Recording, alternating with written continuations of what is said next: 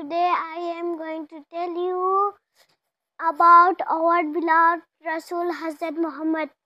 Hazrat Muhammad is our last prophet. He spent his life teaching people about the message of Islam. He was known for his honesty. He started trading of early age with his uncle. People used to keep their things and money with him. Even his enemies always trusted his honesty.